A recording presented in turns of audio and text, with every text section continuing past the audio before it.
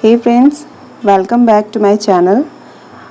आज हम लोग बात करेंगे जॉन मिल्टन की एक पोएम एल एलेग्रो के बारे में, जिसको लैटिन में लिखा गया था और इंग्लिश में सेकेंड टाइम या लास्ट टाइम 1645 में पब्लिश करवाया गया था।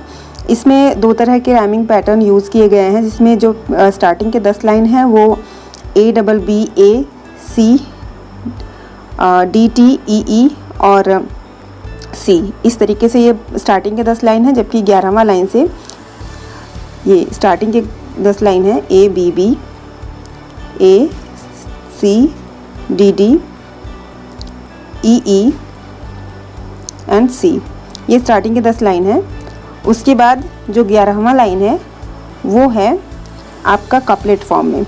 तो 11वीं लाइन से लेकर पूरी पोएम कपलेट फॉर्म में है और जो स्टार्टिंग का फर्स्ट स्टांजा है 10 लाइनों की, ये आपकी राइमिंग पैटर्न है। और इसमें जो पैटर्न यूज़ हुआ है वो iambic trimeter followed by iambic pentameter है और 11वीं लाइन से फिर वो कपलेट फॉर्म में हो गया, जो कि आयम्बिक टेट्रामीटर में लिखा हुआ है। तो ये हम लोगों ने जान लिया। अभी जानते हैं कि इस पोएम में स्पीकर क्या कहने की कोशिश कर रहा है। ये बहुत ही कॉम्प्लेक्स पोएम है और मैं कोशिश करूँगी कि आपको बहुत इजी लैंग्वेज में इसे समझाऊं। और अगर आपको समझ में आए तो प्लीज़ लाइक द वीडियो और आप कमेंट भी ज़रूर करें, सब्सक्राइब करें चैनल को और शेयर करें इस वीडियो को। और आपके कमेंट के बेस पे ही मैं सेकंड पार्ट भी इसका लेकर आऊँगी, क्योंकि एक पार्ट में इसको करना थोड़ा मुश्किल है, बहुत लंबी पोएम है ये।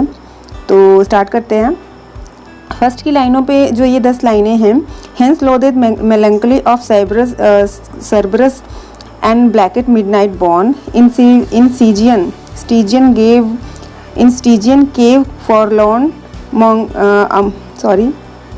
amongst horrid shape and shrieks and sight unholy, find out some unclothed cell where brooding darkness spread his jealous wings and the night raven sings.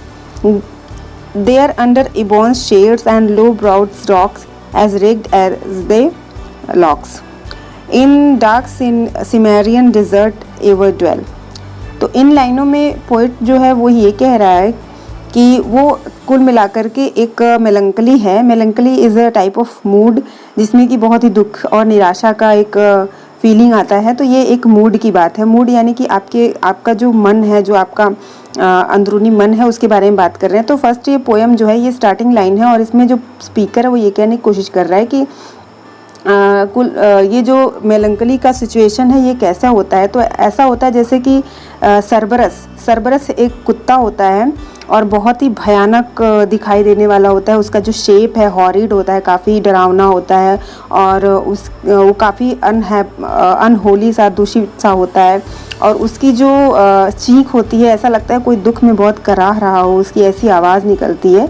तो श्रिक्स का मतलब यहाँ पे चीख से है और वो बहुत ही गंवार टाइप का होता है। तो ये चीज़ यहाँ पे कही जा रही है कि जो मेलंकली है, ये जो मूड होता है ये ऐसा ही होता है। जैसे और कुत्ते की जो बात की जा रही है वो 3 सिरों वाला होता है और शेर का जैसे खाल पहने हो, ये एक एक्चुअली मैथोलॉजिकल कैरेक्टर है जिसको यहाँ पे बताया गया है सर्बरस का। तो वो नरक के दरवाजे पे एज अ गार्डनर खड़ा रहता है। तो ये हमने जाना। उसके बाद इसमें पोएट ये कह रहा है कि तुम ऐसे हो, मेलंकली को कह रहा है कि तुम ऐसे हो तो तुम यहाँ से जाओ, इसे भगाने की कोशिश कर रहा है। Where brooding darkness spread his jealous wings and the night raven sings, there under ebon shades and low-browed rocks, as ragged as thy locks. In dark Cimmerian desert ever dwell. तो यहाँ पे कह रहा है कि ये जो डार्क सिमेरियन है, सिमेरियन एक टाइप का अंधेरी जगह होता है, जैसे रेगिस्तान टाइप का। तो वो कह रहे हैं कि ये जो ये सिमेरियन की तरह तुम जाओ यहाँ से, और जैसे सिमेरियन अपने लिए कोई अंधेरी जगह पे रहता है, वैसे तुम अपने लिए कोई जगह ढूंढ लो और तुम यहाँ से जाओ। तो कुल मिलाकर वो मेलंकली एक कैरेक्टर है जो दुख और निराशा का प्रतीक है, उनको यहाँ से भगाने की कोशिश कर रहा है स्पीकर। फिर 11वीं लाइन पे आए तो 11वीं लाइन में क्या कह रहा है कि but come thou goddess fair and free in heaven yclept Euphrosyne and by men heart easing mirth whom lovely Venus at the birth with 2 sister graces more to ivory crowned Bacchus bore. तो इन 11 to 15 lines में poet जो है वो ये कह रहा है कि अभी उसने मेलंकली को भगा दिया, और मेलंकली वो कैरेक्टर थी जो दुख और निराशा को लेकर आती थी, मतलब ऐसा एक मूड था। तो उन्होंने अपने इस मूड को भगाने के 11वीं लाइन से वो कह रहे हैं कि तुम जो हो goddess of fair and free हो, यानी कि खूबसूरती की तुम गॉडेज हो, तुम उसकी खूबसूरती की देवी हो, और तुम्हारा नाम जो है स्वर्ग में इफ्रोसीन के नाम से तुम्हें जाना जाता है, और ह्यूमन के बीच में तुम्हें मृत के नाम से जाना जाता है, और मृत का मतलब होता है आनंद। तो और तुम जो हो वीनस, जो कि love goddess of love and goddess of beauty हैं, उनकी जैसी बाय बर्थ खूबसूरत हो, और तुम्हारी 2 और सिस्टर हैं जो कि वो उनमें भी तुम सबसे खूबसूरत हो। उसके बाद कह रहे हैं कि टू आइवोरी क्राउन बचूज बोर्ड, जो आइवोरी क्राउन हैं यानी कि जो हाथियों के दांत के क्राउन को पहने हुए बचूज हैं वो तुम्हारे पिता हैं। और whether as some sager sing the frolic wind and breathes the spring zephyr with Aurora playing. यहाँ पे कह रहे हैं कि अभी तो उन्होंने बताया, स्पीकर ने बताया कि वीनस और बचूज की तुम पुत्री हो, मृत को कह रहे हैं, और आगे कह रहे हैं कि लेकिन तुम जफीर और अरोरा की भी पुत्री मानी जाती हो। तो कैसे, अभी देखते हैं। As he met her once a Maying, there are beds of violet blue and fresh blown roses washed in dew, filled her with thee a daughter fair।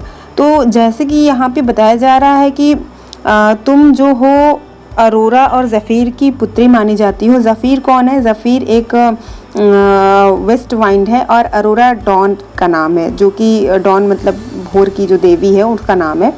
तो उनकी तुम्हें पुत्री बताया जाता है, माना जाता है। तो ये दोनों जफ़ीर और अरोरा भी मैथोलॉजिकल कैरेक्टर हैं, और कहा जा रहा है कि ये दोनों खेल रहे थे, स्प्रिंग का टाइम है और स्प्रिंग का सीज़न है, उस टाइम पे ये दोनों खेल रहे थे, और इनके मिलने से, मई का महीना है यानी मेइंग, यहाँ पे ING लगाकर मई को मेइंग बना दिया गया है, जो कि मई का महीना बताया जा रहा है कि इस टाइम पे दोनों खेल रहे थे। और वहाँ का जो माहौल था वो कैसा था? तो वायलेट ब्लू था, मतलब इतने रोजेज वहाँ पे थे और वायलेट ब्लू सा मौसम था, जैसे कि लग रहा था एक सेज सजी हो बेड ऑफ वायलेट ब्लू की। उसके बाद fresh ब्लॉन roses wash in due, और जैसे कि कोई खूबसूरत जो दुल्हन हो वो एकदम से पवित्र सी दिखती है, वैसे रोजेज जो हैं वो ड्यू से नहा के एकदम पवित्र सी दिख रही हैं। Filled her with thee daughters fair, और यहाँ पे कह रहे हैं कि उसके बाद अरोरा और जफ़ीर के मिलने से अरोरा प्रेग्नेंट होती है। So buxom blithe and debonair haste thee nymph and bring with thee jest and youthful jollity. तो यहाँ पे ये कह रहे हैं कि जैसा कि हमने बताया कि मृत जो है उनको आनंद कहा जाता है मृत को। तो आनंद कैसे आता है? जफ़ीर यानी कि सुबह सुबह जो हवाएं चलती हैं, अरोरा क्योंकि भोर का टाइम है और उस टाइम पे जब ये दोनों चीज़ें मिलती हैं तो व्यक्ति को आनंद की अनुभूति होती है। तो यहाँ पे यही कह रहा है कि देखिए इमेजरी कितनी है मिल्टन की, उन्होंने कैसे इमेजिन किया है कि जब ये दोनों मिलते हैं तो तुम जो मृत हो तुम पैदा होती हो, यानी अरोरा प्रेग्नेंट होती है और तुम पैदा होती, तो इस प्रकार से वो तुम्हारे माता पिता हुए। और आगे की लाइनों में कह रहे हैं सो बक्सम ब्लिथ एंड डेबोनेयर, और उसके बाद कह रहे हैं कि तुम कैसी हो? तो तुम बहुत ही सजीव हो, बहुत ही खुशनुमा हो और बहुत उबदार हो। जो बक्सम है उसका मतलब सजीव, ब्लिथ यानी खुशी, और डेबोनेयर यानी कि उदार हो। Haste thee nymph and bring with thee jest and joyful jollity. उसके बाद कह रहे हैं कि अब तुम जल्दी से किसी निम्फ यानी कि किसी म्यूज़ यानी अप्सरा के साथ तुम आ जाओ और अपने साथ खुशियाँ लेकर आओ, हल्का फुल्का सा मजाक टाइप का एक माहौल रहे तुम्हारे आने पे। उसके बाद कह रहे हैं quips and cranks, quips and cranks and wanton wiles, nods and breaks and ब्रेदर्स smiles such as hang on Hebe's cheek and love to live in dimple sleek. उसके बाद वो कह रहे हैं कि तुम्हारी जो तुम जब आना तो अपने साथियों को साथ में लेके आना। तो आप समझ सकते हो कि आनंद के साथ और क्या चीज़ें आती हैं। तो आनंद के साथ व्यक्ति को हंसी भी आती है, आनंद के साथ कुछ चुटकुलेबाजी करने का मन करता है। तो इस तरीके से इसमें बताया गया कि क्विप्स मतलब कि तुम्हारे साथ जो है कुछ ऐसे चुटकुले टाइप की चीज़ों को लेकर आना, जो तुम्हारा साथी है चुटकुला उसको लेकर आना। तो यहाँ पे इस क्विक्स का मतलब ये है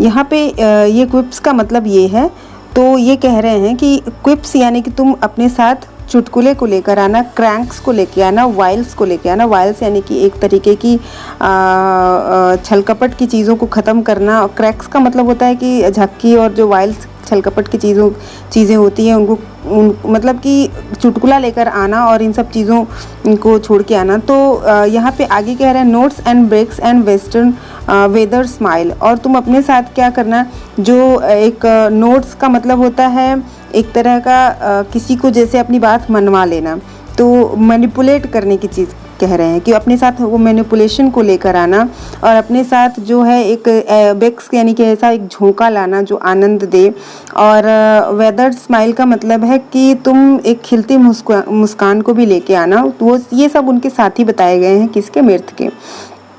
सच एज हैंग ऑन हेब्स चीक, और ऐसी मुस्कुराहट लेकर आना जो कि जैसे हेबी जो है, हेबी कौन है, तो हेबी एक जो है यौवन की गॉडेस है, मतलब कि एक यूथ गॉडेस ऑफ यूथ है, एक जो युवावस्था की गॉडेस है। तो कह रहे हैं कि तुम उसके जैसे कि युवा व्यक्ति जब मुस्कुराता है तो उसकी चिक्स पे जैसे स्माइल होती है और बहुत ही खूबसूरत सी स्माइल होती है, तो कह रहे हैं कि तुम जैसे उसके चिक्स पे आते हैं वैसे तुम लेकर आना। And love to live and dimple sleek, और जो ये डिम्पल जो मुलायम सी एक डिम्पल होती है, जब मुस्कुराता है व्यक्ति तो उसके फेस पे जो डिम्पल बनती है, तो उसके ऊपर बहुत प्यार से रहना।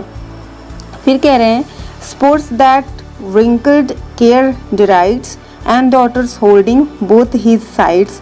तो उसके बाद कह रहे हैं कि तुम जो है जो wrinkled care है उसको डिराइड करना। डिराइड यानी कि उसका उपहास करना। wrinkled care क्या है, तो wrinkled care एक तरीके का चिंता है जिसके ऊपर उनको सपोर्ट करने के लिए बोल रहे हैं कि तुम चिंता के ऊपर हंसो और उसका उपहास करो, और उस मतलब एक तरीके से हंस के उसका मजाक उड़ाओ।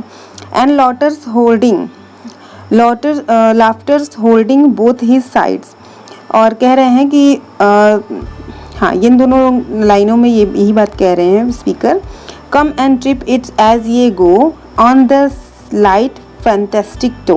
उसके बाद कह रहे हैं कि तुम नाचो, तुम ट्रिप लो। एक्चुअली ये एज अ मेटाफिजिकल यूज़ हुआ है। अभी मैं इसका पीछे का भी हिडन मीनिंग एक है बहुत, वो मैं बताऊंगी। तो इसके साथ एक हिडन मीनिंग भी है। 31st लाइन के साथ जो स्टार्ट है वो एक हिडन मीनिंग के साथ है। तो यहाँ पे कह रहे हैं कि तुम्हारे साथ जो है तुम come and trip it as ye go. तो यहाँ पे कह रहे हैं कि तुम डांस करो, एक छोटे छोटे स्टेप्स करो डांस के, और अपने जो लाइट अंगूठा है पैर का उसके ऊपर तुम ऐसे, एक स्टेप होता है डांस में, वेस्टर्न डांस में, कि तुम ऐसे उस पर मूव करो जैसे एकदम तुम्हारी बॉडी हल्की सी हो जाए और तुम छोटे छोटे स्टेप्स में डांस करो। लेकिन इसके पीछे का जो मीनिंग है वो मैं बता दूं कि मिल्टन ने यहाँ पे एक हिडन मीनिंग छिपा रखा है। इसका मतलब होता है कि आप उन्होंने एक मैसेज दिया है कि जैसे अभी स्टार्टिंग के स्टांजा में कहा गया कि वो मेलंकली को भगा रहे हैं, यानी निराशा और दुख के मूड को भगा रहे हैं और अपने अंदर जॉलिटी और आनंद और मृत को पुकार के बुला रहे हैं। तो यहाँ पे इन्होंने कहा कि कम एंड ट्रिप इट यस ये गो, यानी कि या तो आप उसको खुद ही ट्रिप करो।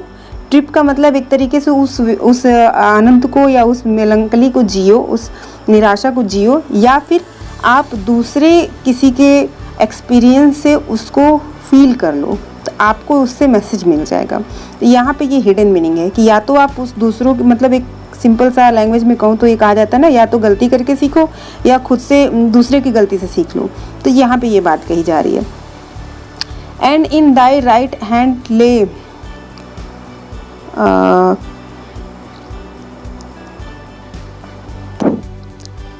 and in thy right hand lead with thee the mountain named sweet liberty, and if I give thee honor due, mirth admit me of thy crew, to live with her and live with thee in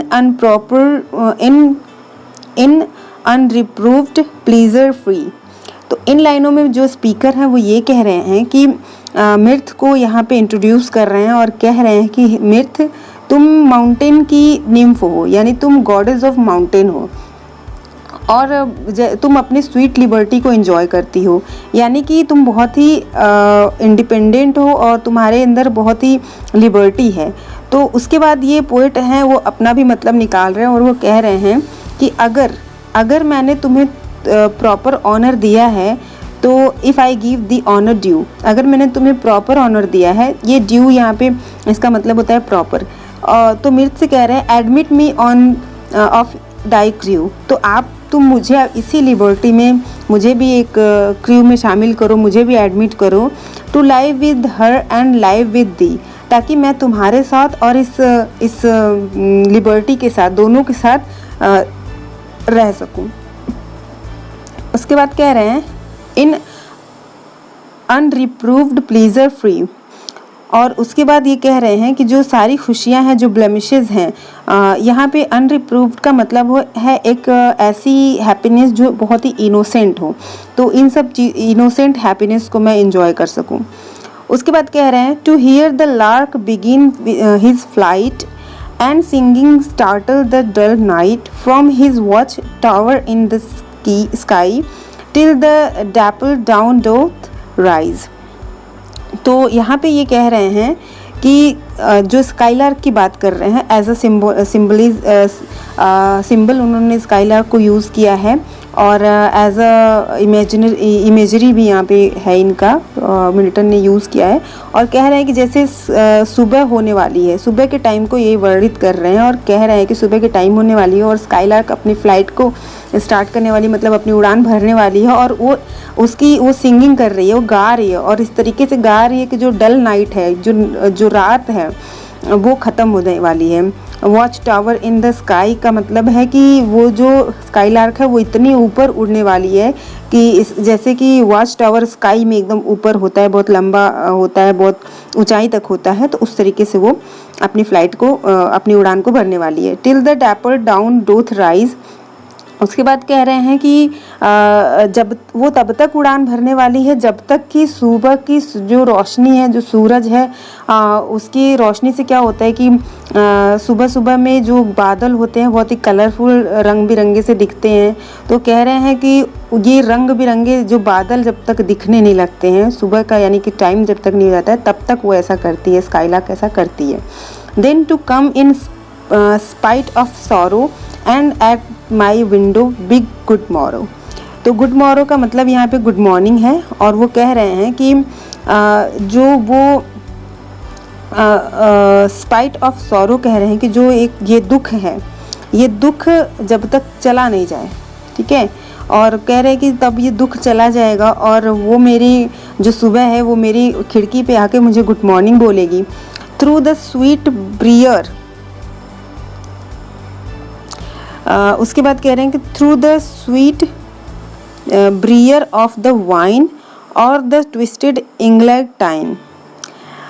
तो इन लाइनों में poet कह रहे हैं कि जो सुबह सुबह में जब खिड़की पे आके मुझे वो गुड मॉर्निंग बोलेंगे, यानी कि जो राइजिंग है सुबह जो है वो मुझे मेरी खिड़की पे आके मुझे गुड मॉर्निंग बोलेगी, तो क्या होगा कि एक उस टाइम पे एक मीठी सी सुगंध आएगी, यानी कि वो इमेजिन कर रहे हैं कि जो ट्विस्टेड इंग्लेटाइन होता है, जो लताएं होती हैं, ट्विस्टेड यानी कि लिपटी हुई लताएं, और वाइन का मतलब है कि ये अंगूर के लताओं की बात यहाँ पे कर रहे हैं, जो ग्रेप्स की जो डाल है बिल्कुल, क्योंकि वो एज अ क्रीपर होता है, तो उसको कह रहे हैं कि उसकी जो सुबह सुबह की मीठी मीठी खुशबू है, सुगंध है, वो मुझे मतलब महक रही है।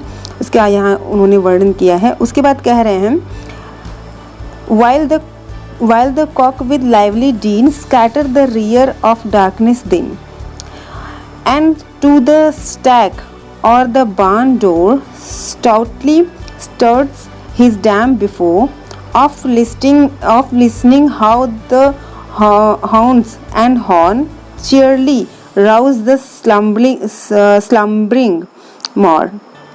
उसके बाद कह रहे हैं यहाँ पे वो आगे एक कॉक का जिक्र करते हैं और कह रहे हैं कि जो सुबह सुबह जैसे मुर्गा बांग देता है तो स्कैटर उसको बोलते हैं। तो वो कह रहे हैं कि वो सुबह सुबह का मुर्गा अभी बांग दे रहा है।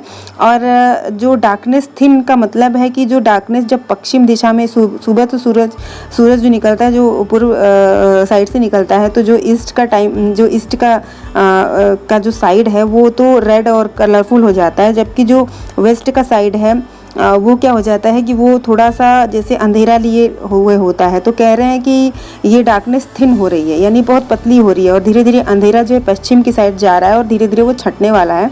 और जो मुर्गा है वो बांग दे रहा है। और स्टैक का मतलब होता है कि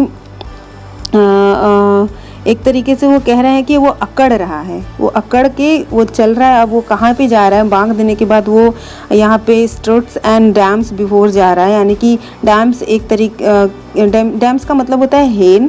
और वो कह रहा है कि स्पीकर कह रहे हैं कि ये जो कॉक है वो बांग देने के बाद जा रहा है अनाज की गठरों की तरफ और खलिहान की तरफ अपने जा रहा है, और उसको जो डैम्स हैं यानी कि जो मुर्गियाँ हैं वो उसको फॉलो कर रही हैं। तो सुबह का इस तरीके से वर्णन इन्होंने किया है। आगे की लाइनों में देखते हैं तो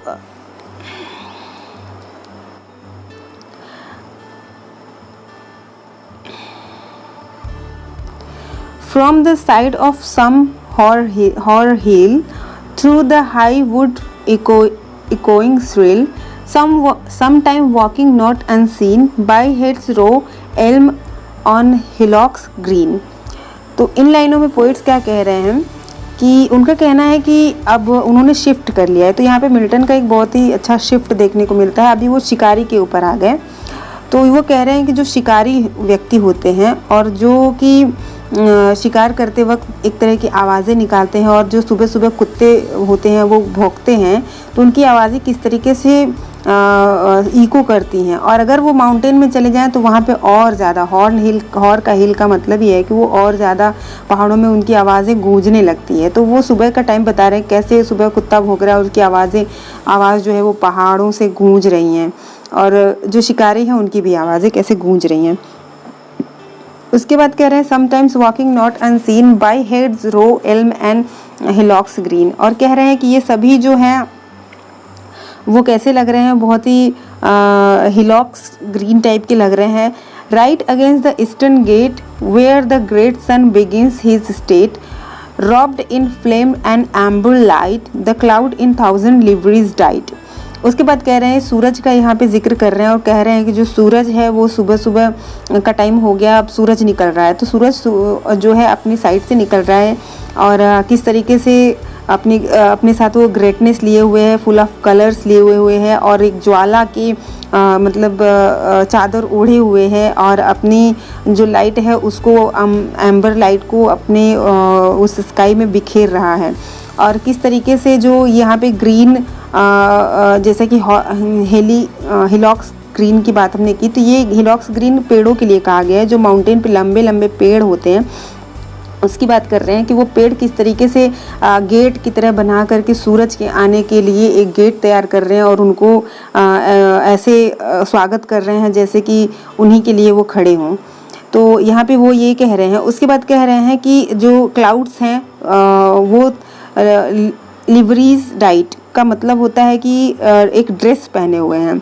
1000 लिवरीज का मतलब है कलरफुल, इतने सारे कलर्स के ड्रेस पहने हुए हैं जैसे कि कोई बारात जाती है तो एक बारात में जो बाराती होके उनके ड्रेस होती है और वो गाना बजाना करते हैं, उस तरीके के जो बैंड पार्टी वाले कह सकते होते हैं। तो वो कह रहे हैं कि ये जो क्लाउड्स हैं, जो ये बादल हैं, वो इस तरीके के एक ड्रेस में हैं और वो स्वागत करने को तैयार है। वो बाराती बने हुए हैं उस सूरज के और उसके स्वागत के लिए एकदम तैयार खड़े हैं। While the plowman nears at hand। उसके बाद कह रहे हैं कि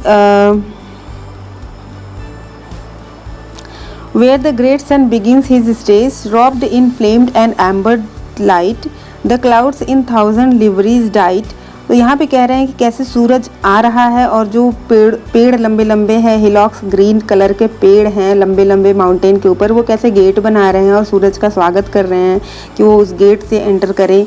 और किस तरीके से जो क्लाउड्स हैं वो थाउजेंड्स कलर के एक अपने लिए एक यूनिफॉर्म बनाए हुए हैं, और डाइट का मतलब है ड्रेस, तो उन्होंने लिवरीज यानी कि पहना हुआ है उस यूनिफॉर्म को, और एज अ बाराती वो गाना बजाना करके और उनके लिए एकदम खड़े होकर के जो सूरज है उसका स्वागत कर रहे हैं। और सूरज भी कैसे आ रहा है, एक राजा की तरह आ रहा है, और उसने ज्वाला की लपटों को यानी कि रॉब्ड इन फ्लेम्स का मतलब है कि कैसे ज्वाला अपने की लपटों के चादर को ओढ़े हुए है और अपनी एम्बर लाइट को बिखेर रहा है पूरे आसमान में। While the ploughman near at hand whistle o'er the furrowed land and the milkmaid single breath and the mower waste his seat। उसके बाद कह रहे हैं कि जो प्लोमैन है वो आ रहा है, और प्लोमैन कौन है, एक हलवाहा है। तो कह रहे हैं ये अभी ग्रामीण क्षेत्र में आ गए हैं और बता चुके हैं कि सुबह हो गई है, अभी ग्रामीण क्षेत्र में क्या क्या चीज़ें हो रही हैं, तो वो उसको बता रहे हैं कि जो प्लोमैन है, जो हलवाहा है, वो अपने हल के साथ आ रहा है और विस्टल कर रहा है, यानी कि वो कुछ गुनगुना रहा है, कुछ सीटी बजा रहा है। उसके बाद कह रहे हैं कि जो मिल्कमेड है, जो दूध वाली है, वो भी आ गई है और वो भी गाना गाते हुए आ रही है। तो और कितने मगन हैं सब, इसका वो यहाँ पे वर्णन कर रहे हैं कि इस प्रकार सभी मगन हैं। एंड द मोवर विथ्स हिज साइथ, साइथ एक तरीके का हसिया होता है, मतलब कुछ काटने वाला ब्लेड टाइप का। तो वो कह रहे हैं कि जो मोवर है, ये जो घसिया है, जो घास काटने वाला व्यक्ति है, वो अपने हसिया के साथ, घास काटने के औजार के साथ चला आ रहा है। And every shepherd tell his tale, और वो कह रहे हैं कि जो एवरी शेफर्ड है, शेफर्ड का मतलब जो और सारे चरवाहे हैं वहाँ पे, जो और सारे गडेरिए हैं, वो क्या कर रहे हैं कि वो अपनी अपनी कहानियाँ सुना रहे हैं। ठीक है, तो वो अपनी कहानियाँ सुना रहे हैं। And under the hawthorn in the dale, और क्या कर रहे हैं कि वो कहाँ पे सुना रहे हैं, तो एक हॉथर्न एक पेड़ है उसके पास में बैठे हैं, और वो पेड़ कहाँ पे है, तो वहाँ पे जो वैली है, जो वहाँ का की घाटी है, उस घाटी में वो एक हॉथर्न एक पेड़ है, उसके नीचे बैठ के अपनी कहानी सुना रहे हैं। तो ये कह रहे हैं इस लाइन में, straight mine eye hath caught new pleasure whistle whiles the larkins round whilst the landscape round in measures russet lawns and follows grey where the nibbling flocks to stray। तो उसके बाद ये क्या कह रहे हैं कि स्पीकर कह रहे हैं कि वो जो वहाँ का वातावरण है, जो यहाँ पे मिल्कमेड गा रही है, प्लोमैन म्यूज़िक गुनगुना रहा है और सीटी बजा रहा है, जो हॉवर है वो घसिया भी अपना काम कर रहा है, और जो शेफर्ड है वो भी गाना गा रहे हैं, और कह रहे हैं कि ये जो पूरा नज़ारा है वो बहुत ही मेरी आंखों को बहुत ही खुशी दे रहा है, और मुझे बहुत ही हर्ष सा फील हो रहा है, बहुत खुशी फील हो रहा है, मुझे ये सब देख के बहुत अच्छा लग रहा है, आनंद मिल रहा है। उसके बाद कह रहे हैं, ये मिज़र का मतलब यहाँ पे यही है। उसके बाद कह रहे हैं कि रसेट लॉन, यानी कि रसेट लॉन का मतलब होता है घास का मैदान, और किस तरीके से वो घास का मैदान एकदम ग्रीन है, बहुत ही अच्छा लग रहा है, और फॉलोज ग्रे, यानी कि ग्रे को फॉलो कर रहा है, मतलब ग्रे कलर का भी वहाँ पे कुछ छिटपुट सा चीज़ दिख रहा है। Where the nibbling flocks to stray, जहाँ पे कि nibbling flocks to do stray का मतलब है, निबलिंग यानी कि खाना खाना। तो जो वहाँ पे भेड़ हैं, जो सेफर्ड हैं, वो कहानियाँ सुना रहे हैं, उनकी जो भेड़ें हैं वो छोटे छोटे झुंडों में बट करके वहाँ पे कैसे चारे खा रही हैं और घूम रही हैं। उसके बाद कह रहे हैं, mountains on holes baron breast the labouring cloud to do often rest. उसके बाद कह रहे हैं, ऐसा लग रहा है उस माहौल को देख के, वहाँ के नज़ारे को देख के ऐसा लग रहा है उस दृश्य को देखने पे जैसे कि कोई बादल हैं और बादलों के गुच्छे जगह जगह पे छिटपुट से अभी काम उम करके थक गए हैं और वो रेस्ट कर रहे हैं। यानी कि वो भेड़ों को एज अ मेटाफर यूज़ यहाँ उन्होंने किया है। उन भेड़ों को उन्होंने बादल के से कंपेयर करके बताया है कि कैसे वो भेड़ों के जो झुंड हैं वो बादल जैसे लग रहे हैं, और लग रहा है कि जैसे बादल थक के यहाँ पे रेस्ट कर रहे हैं। तो यहाँ पे ये इन्होंने कहा है। उसके बाद कह रहे हैं कि mountains do whole whose barren breast the labouring clouds, यहाँ पे हमने देख लिया। Meadows trim with daisy pied shadow brook and river wide tower and battlements is sees bosomed high in tufted trees where perhaps some beauty lies. उसके बाद यहाँ तक कह रहे हैं जो स्पीकर है वो ये कह रहे हैं कि जो वहाँ पे जो घास का मैदान है, जो मीडोज़ है उसको उन्होंने घास का मैदान कहा है। अब एक ही चीज़ के लिए कितने सारे वर्ड इन्होंने यूज़ किए हैं, कहीं पे रॉसेट लॉन यूज़ किए हैं, कहीं पे मीडोज़ यूज़ किए हैं। तो एक ही चीज़ को बताने के लिए कितना कॉम्प्लेक्शन मिल्टन ने यहाँ पे ढाला हुआ है। तो खैर छोड़ते हैं। जो मीडोज़ है वो कह रहे हैं कि जो घास का मैदान है वो किस तरीके से ट्रिम किया हुआ है, एक से कटा छटा सा दिख रहा है। और क्यों दिख रहा है ऐसा? क्योंकि जो भेड़ें हैं उन्होंने चर के उस मैदान को एकदम से काट छाँट करके, जैसे कि माली अपने बगीचे को कुछ काट छाँट करके एकदम फ्रेश कर देता है, एकदम सही कर देता है, एकदम इवन कर देता है, उस तरीके से वो घास के मैदान एकदम इवन हो चुके हैं, ट्रिम हो चुके हैं। और जो डेज़ी पाइड है वो जगह जगह पे डेज़ी एक फ्लावर होता है वो निकले हुए हैं और वो कितनी खूबसूरत सा लग रहे हैं। Shadow Brooks and reverse wide, और कह रहे हैं कि जो नदियां हैं वो भी छोटे छोटे झुंडों में नदियां हैं वहाँ पे। और टावर्स एंड बैटल्समैन का मतलब है कि जैसे बहुत बड़े बड़े महल होते हैं, बड़े बड़े टावर होते हैं, उनके बीच में जो एक खिड़की सा झरोखा सा एक दीवार में बना होता है उसको वो कह रहे हैं कि वो जो बैटल्समैन है, यानी वो जो झरोखा है बड़े बड़े महलों पे, वो उसके ऊपर एक महिला है, कोई खूबसूरत सी महिला बैठी है और वो ऐसा वहाँ पे प्रतीत हो रहा है परहैप्स सम ब्यूटी लाइज, और जो जैसे लग रहा है कि बहुत सारे पेड़ों के झुंड के ऊपर कोई अप्सरा आगे बैठ गई हो। तो ये कह रहे हैं कि मतलब उन्होंने एज अ मेटाफॉर यहाँ पे भी यूज़ किया है उनको, और कह रहे हैं कि दोनों को उसको देख करके ऐसा लग रहा है कोई अप्सरा आगे बैठ गई है। द साइनोरस ऑफ नेबर्स आई और नेबरिंग आई, और वो कह रहे हैं कि वो जो सीन क्रिएट हो रहा है वहाँ पे वो सारे लोगों का ध्यान अपनी तरफ आकर्षित कर ले रहा है और सबको मतलब सारी आंखें उसको ही एक धक देख रही हैं और उसको ही सबका अटेंशन उसको ही मिल रहा है, उस जो लेडी है दीवार के ऊपर उसी को मिल रहा है। Hard by a cottage chimney smoke from betwixt two aged oak. और उसके बाद कह रहे हैं कि ये पूरी एक स्टांजा है तो मैं उसको पूरा बताती हूँ। Hard by cottage chimney smoke from betwixt two aged oak where Corydon and Thyrsis met are at their savoury dinner set of herbs and other countries messes. तो यहाँ पे ये बता रहे हैं ये जो कॉरिडन और थर्सिस हैं ये एक्चुअली ये दो कैरेक्टर ऐसे हैं जिनको कि रचनाओं के लिए ही लाया गया था। तो मिड समर नाइट में भी एक कैरेक्टर हैं और फिर इस कैरेक्टर को ये बता रहे हैं कि ये लोग कितने सधे हुए शेफ़ हैं। और वो यहाँ पे ये दोनों भी एक्चुअली गडेरिया यानी कि शेफर्ड हैं। और ये दोनों यहाँ पे क्या कर रहे हैं तो वो लोग एक हार्ड बाई कॉटेज, वो कॉटेज में है और उन्होंने चिमनी को स्मोक किया है, जलाया है। और वहाँ पे वो क्या कर रहे हैं तो वहाँ पे वो लोग बहुत ही स्वादिष्ट खाने को प्रिपेयर कर रहे हैं और डिनर को सेट कर रहे हैं। Of herbs and other country messes का मतलब है हर्ब्स यानी कि बहुत तरीके की जैसे हिंदी में हम लोग कह सकते हैं कि कंदमूल टाइप की सब्जियों का वो वहाँ पे डिशेस बना रहे हैं। और कंट्री मेसेस का मतलब है जो वहाँ के फेमस व्यंजन है, जो कंट्री जो उस ग्राम क्षेत्र के जो फेमस व्यंजन है उसको वो प्रिपेयर कर रहे हैं। Which the neat handed Phyllis dresses and then his heads her bower she leaves with thestilis to bind the sheaves or it the earlier season lead to the tanned haycock in the mead। यहाँ पे कह रहे हैं एक Philip character है, Phyllis एक लड़की है जो कि बहुत ही साफ़ सुथरे ड्रेसेस में है और बहुत ही उसके भी हाथ बहुत सधे हुए हैं और वो अपने कॉटेज में अपने झोपड़े में बैठ के खाना को प्रिपेयर कर रही है और एक थिस्टिलिस है उसके साथ, वो उसकी हेल्प कर रही है उन खानों को पैक करने में। तो ये एक स्टोरी चल रही है।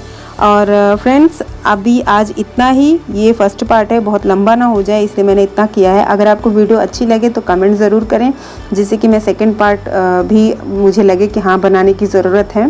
तो थैंक यू और वीडियो को लाइक और सब्सक्राइब ज़रूर करें। Thank you.